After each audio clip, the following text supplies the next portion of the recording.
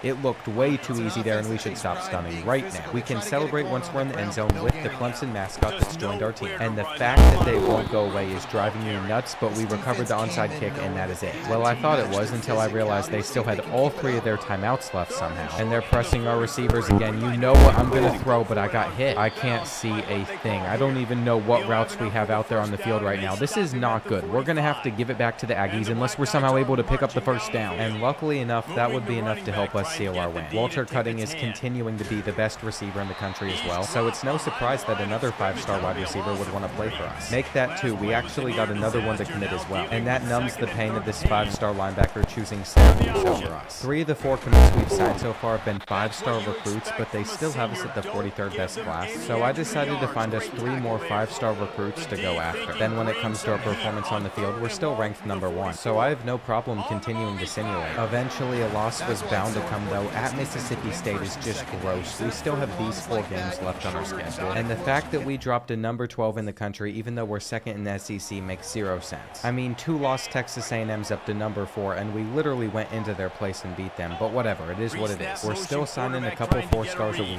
and we all know that Vanderbilt isn't going to come and take us down in this game. That one win by only 8 points was all it took to shoot us back up to number 4 in the polls. We have Kentucky, Florida, and LSU left on our schedule, and just looking at these conference standings, things, we might miss out on the SEC championship. All I'll say is if we lose any other game, I'm not going to sim anymore, but I want to trust this team during sim, and I'm just locked in on signing all these 5 stars. I might have made a mistake though, because as you can see, we're sitting at 8-2. And why did my favorite team just beat us 52-17? I'm very disappointed in our defense right now, but apparently that's not the only thing I should be disappointed in. Terry Duval threw 3 interceptions, and I should have just hopped into that one because they played exactly how I would have. It is what it is though, it's just more practice for the playoffs. And I want you all to know how good this feels to just run up the score versus the Gators. They can't stop us. I have legitimately done whatever I've wanted for almost 3 quarters now, and they still haven't been able to score a single point. They'd eventually figure it out at the end, but we scored 44, so I'm fine with that. And as you can see, we're climbing back up into the top 12, but I don't think we're going to make the conference championship game, which is a big problem. That means we're not going to have a first round bye in the playoffs, and to make matters worse, somehow over that time period, we lost a 4-star to Oregon. I currently have a top 25 class though, with 3 more 5 stars hopefully on the way, and we better win this one if we want to have any fun this postseason. We already know it's going to be super hard to come out on top, or at least I thought it would be. We're currently playing as the best Tigers in the SEC, and we might even drill this field goal too. We have gone into their place and shut it down. They are silent on 4th and 14. There's no way they're picking that up. And this might be crazy to go for it at the end of the game, but I just wanted to seal it. It has been a good day beating LSU at Death Valley, and I specifically remember recruiting our player of the game. With those bounce back results, now 5 stars want to play for us again, and you're just going to see more and more of them sign. That is the last one, 6-1 class, and I could have probably had the #1 class for the first time ever on College Football 25 if I went a little bit harder in recruiting. The only reason I didn't is because we're going for quality over quantity, and once again we have finished outside of the SEC championship, where Auburn and Alabama are going to play again, even though they just played last week. That means just looking at the polls, we're probably not going to get a great draw for this playoff, but we're pretty prepared for it. We have both a level 50 offensive and defensive coordinator, and Auburn could be the team to knock us out again. Their quarterback won the Heisman Trophy. We've gotten our first round playoff too. It's going to be against Oregon, so that's not an easy matchup like North Texas was. And speaking of the Mean Green, they're back in the playoffs, but we'd have to play Kansas State if we took down the Ducks. It's not looking good for Sewanee, especially because Terry Duval has regressed, and Jamal Maples could not fill the shoes of what we needed at starting quarterback, while at wide receiver, Walter Cutting also took a major step back. With those coordinator boosts though, and just the fact that he's got us here, it doesn't make any sense for me to sub out our starter for the freshman, and I'm ready to see what we can do against Oregon. I'm really hoping that we're not a first round exit, but we do have to play this on the road, which makes me very nervous. And the shadows on this field in this game have been miserable so far. It's almost like we should only throw to the left side of it, and we just fumbled. Wonderful. That is what I wanted to see. That's exactly it. We are literally so lucky that our defense forced an interception right back. We really don't deserve it. And on 2nd and 17, I'd love to have enough time to get this throw out, which we did, and it's caught. All right, this time around the goal is to not turn the ball over, and that's short. So we have a huge decision going into the start of the second quarter. We're currently controlling most of the game, but I'm going to get greedy, go for the fullback dive, and we almost had a touchdown. I don't know if quarterback sneak works in this game, but we'll do it 4 times if we have to. And that's what you want to see out of Terry Duval. Now Oregon's put together a really good drive down the field. They have it on a 3rd and 7 though, and I'm going to intercept that. That is a perfect user with Thrasher. I'm not going to get the pick 6 though. And ever since that moment up until there's 2.5 minutes left, we've done a really good job maintaining our lead, but they have it on a 3rd and 6. They're not hiking the ball.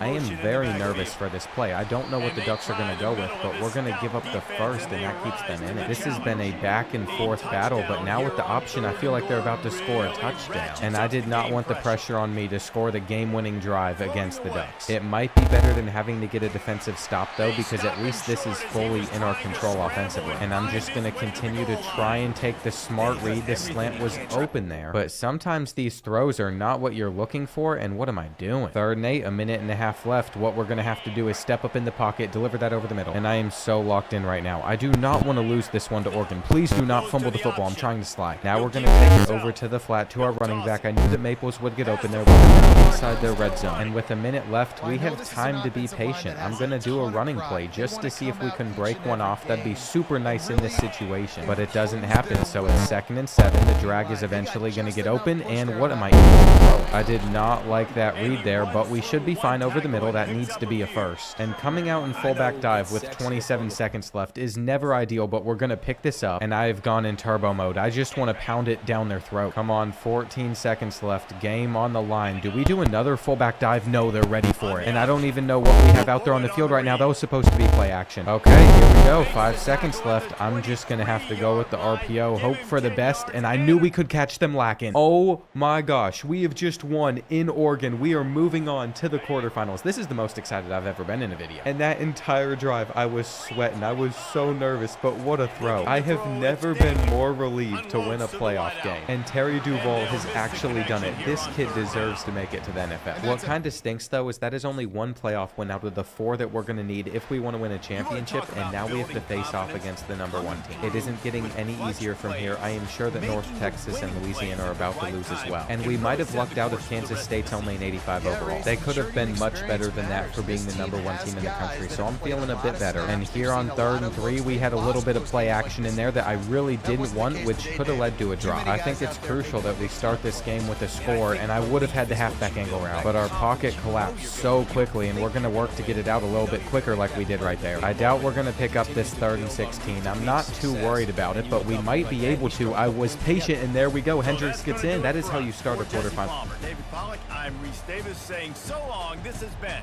another presentation.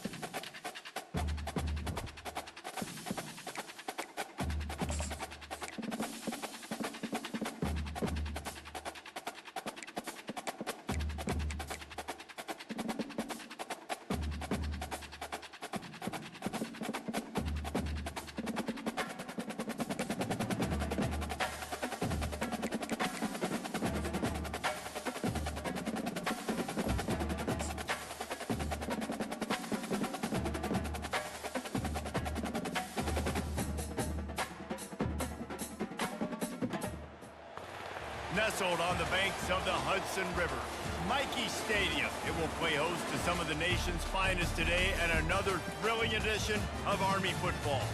Today, two teams get set to square off in an intra-conference battle in the AAC. As we'll see, the UAB Blazers taking on the Army Black Knights. For EA Sports College Football, Reese Davis with you alongside David Pollack and Jesse Palmer. Time to get this game started.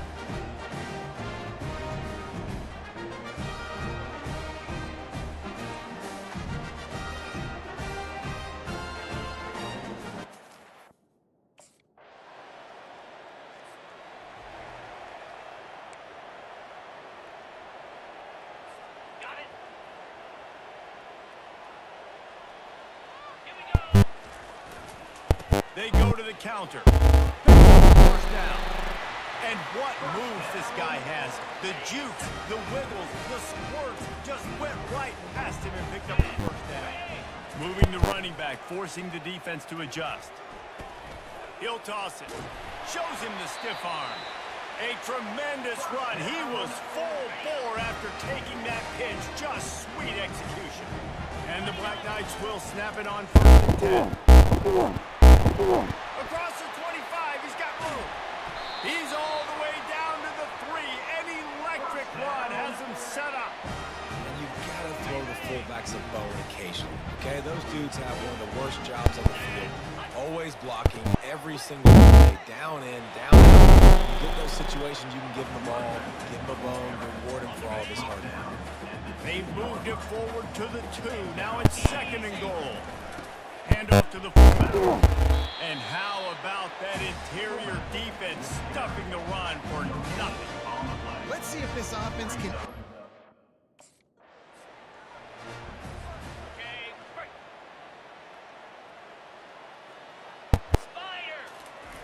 They'll run the option. Quarterback on the keeper. And he's going to take it to the house. Touchdown, Army! And how about this offense? A big situation on 4th and goal, and you trust your running back. You trust your offensive line. You trust...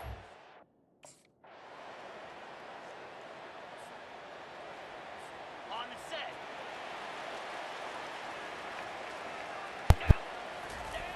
The give to the fullback. Not a whole lot of room there. 3 yards maybe. 2nd and 7.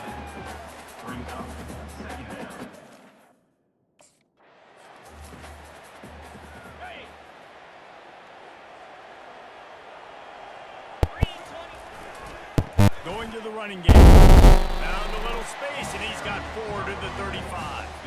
These are the types of plays where offenses impose their will. 3rd and short from the 45. Now on the option. He'll pitch it. They tried to go smash mouth on 3rd and short, and it did not work against this defense.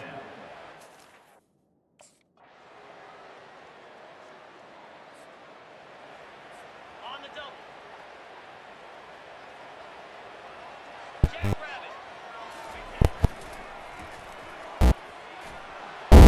Into a massive giant bodies. We'll call it a 1-yard gain to the 24. Yeah, and the running back didn't get much here, but, you know. Okay, ready?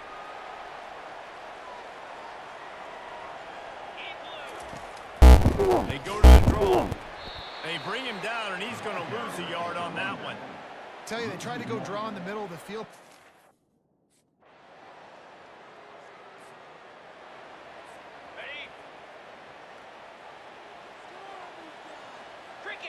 Looking for a man. It's Daly. Incomplete. And man, is he lucky to get that one back. Defense that close to an interception. Not exactly the ideal situation for this offense. 3rd and long, back up inside their 20. And he's not going to get there. The defense stands tall and makes the stop. Referee signals timeout. It's the defense wanting to make sure that they have everything just right.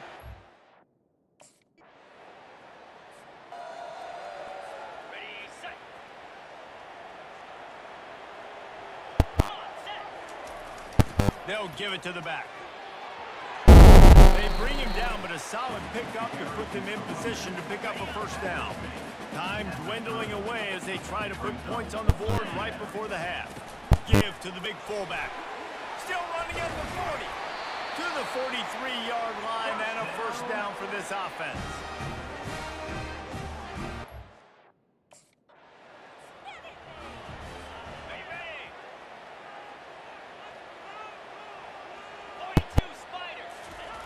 They'll run the option. He'll do it himself. He's dropped behind the line of scrimmage. That'll be a loss of 3. Anytime you play this offense, On the ready. Moves. He'll ride his man on the option.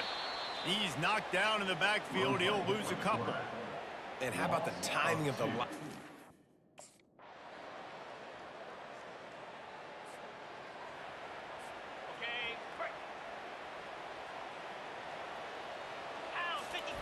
On the option.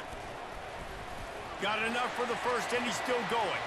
At the 40, there he goes. Hit the gas, kid, wide open ahead. And he'll finish the run in the end zone. Touchdown, Black Knights. What a big-time run. He's still running. Over 90 yards. That's one of those when you're running to the end.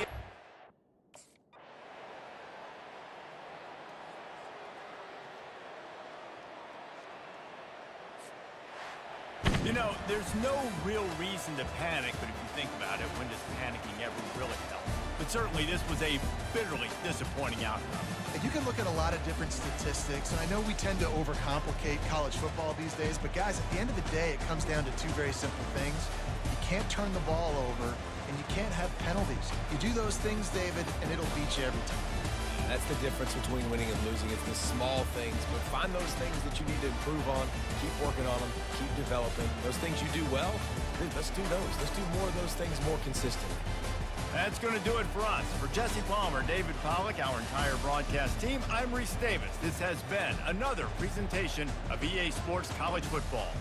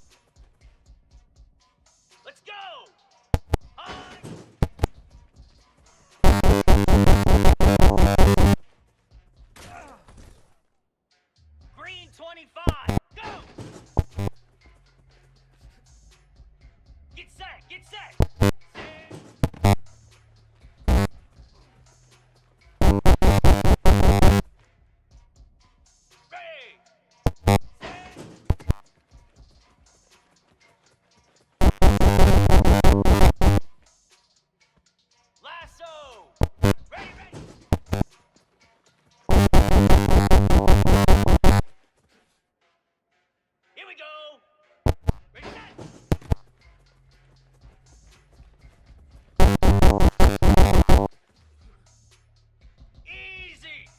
High.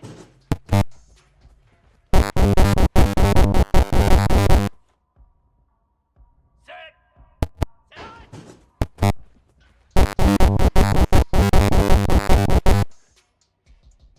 Here we go.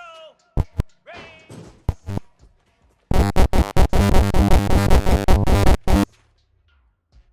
Set. Ready. Ready, go.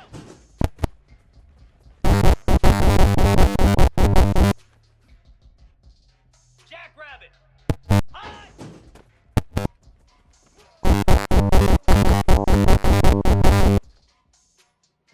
Set. High. Ready, ready.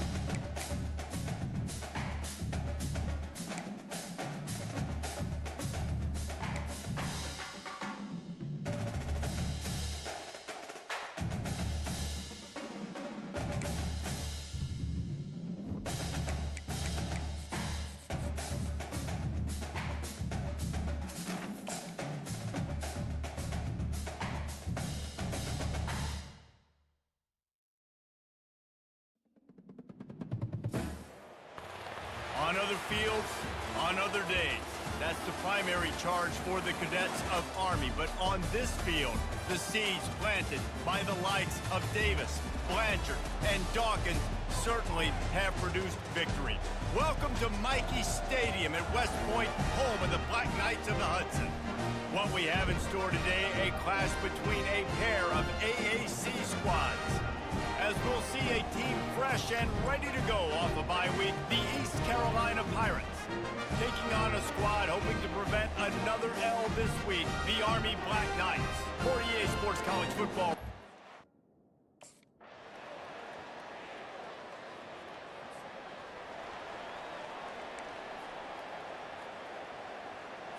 On the set.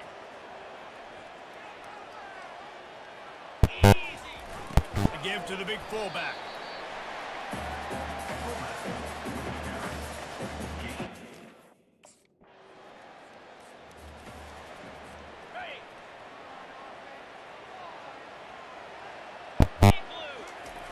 Sticks it in his belly. Smashes through. Kept it on the ground last time, bringing up a second down. They'll move the running back to try to force the defense to adjust. Noses ahead to the 30-yard line, a pickup of one. Third and long from the 30-yard line, in this defense hoping to knock them out of field goal range. Finds his big tight end. They've got it just outside the red zone. They'll...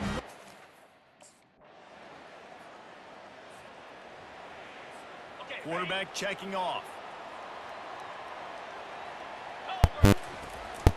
On the ground, and King showed off just about every move in the book, except the forward move. Stopped for a short gain. Didn't get much on first down. It's 2nd and 9. On the option. A solid pickup there before the defense is able to make the stop. Got it.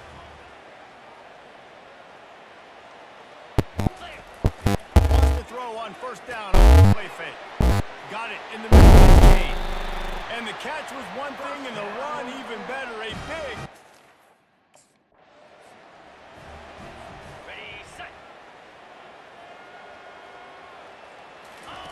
They're going to go to the air on 3rd and short. Quarterback adapting. And he'll sprint in.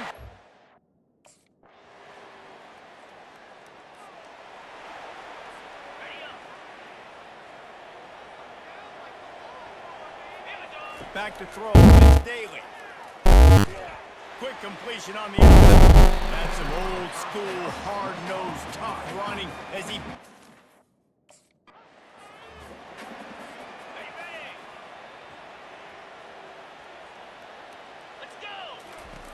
Comes out throwing on first down. Grab behind the line, it's Reynolds. And he's able to shed one tackle and pick up pretty good yards.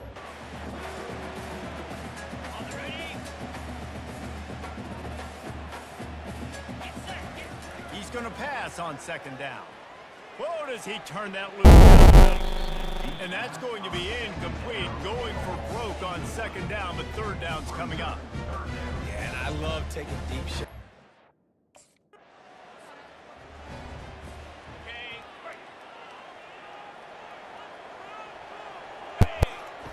The option look. He's dropped behind the line of scrimmage. That'll be a loss of 3. Not what they had in mind to start this drive. Here comes 2nd and 13. Nice job playing assignment football by that defensive end. Knowing what my job is, not letting that quarterback get out, get loose.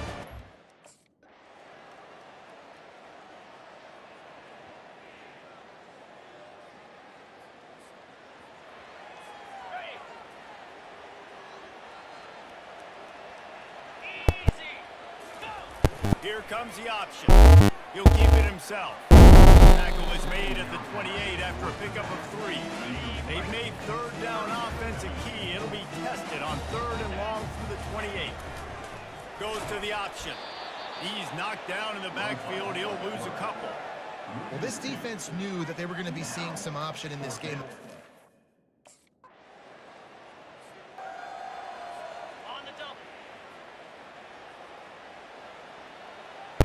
Motion trying to get the defense to show his hand.